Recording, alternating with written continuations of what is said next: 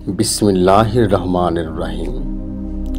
আরবের পাহাড় ঘেরা নীরব গুহা, গাড়ে হীরা। 40 বছর বয়সে এখানে এক নিঃসঙ্গ হৃদয় ধ্যান করতেন।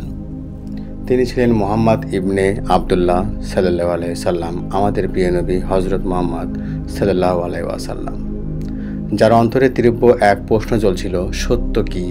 আল্লাহ কোথায়? কেন এই সৃষ্টি? রাতের নিস্তব্ধতা, আকাশের জ্যোৎস্না, অন্তরে জাগে আলোর তৃষ্ণা। এই ধ্যান ছিল আত্মার ডাক, স্রষ্টাকে খোঁজার প্রস্তুতি। এক রমজানের পূর্ণিমা রাত, হঠাৎ আলোয় উদ্ভাসিত গুহা, এক মহাসত্তার উদয় হলেন। জিবরাইল আলাইহিস সালাম বললেন, ইকরা, মানে পড়ো। তিনি কাপা কণ্ঠে বললেন, আমি তো পড়তে পারি না। 3 বার আলিঙ্গনের পর ফের বাণী এলো, পড়ো তোমার প্রভুর নামে, যিনি সৃষ্টি করেছেন।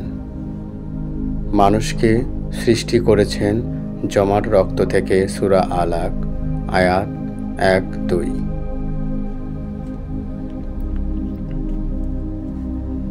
এটা ছিল প্রথম ওহী, এটাই ছিল আলো নামার সূচনা।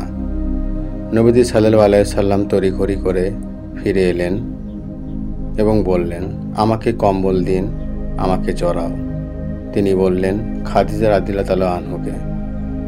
ভয়, বিস্ময় ও ভালোবাসায় কাঁপছিলেন।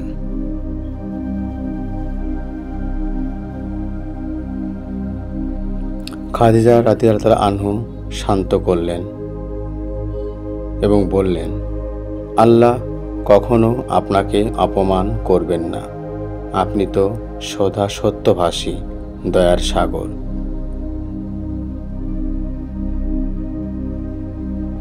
এই নবুয়াত ছিল কেবল দায়িত্ব নয়, এ ছিল এক আত্মিক চুক্তি, আল্লাহর নূরের সঙ্গে নবীজির হৃদয়ের মিলন।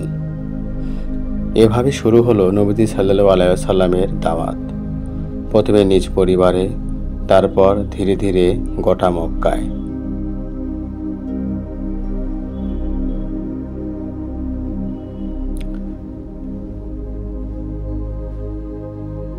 এ দাওয়াত কেবল কথার ছিল না, এ ছিল অন্তরের আলো ছড়িয়ে দেওয়া, তাওহীদের আহ্বান, লা ইলাহা ইল্লাল্লাহ, একমাত্র আল্লাহই সত্য উপাস্য।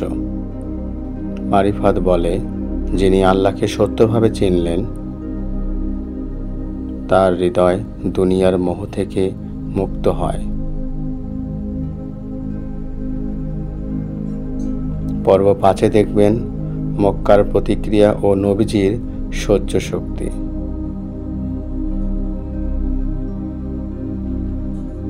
এই সিরিজ ছিল নবীজির জীবন।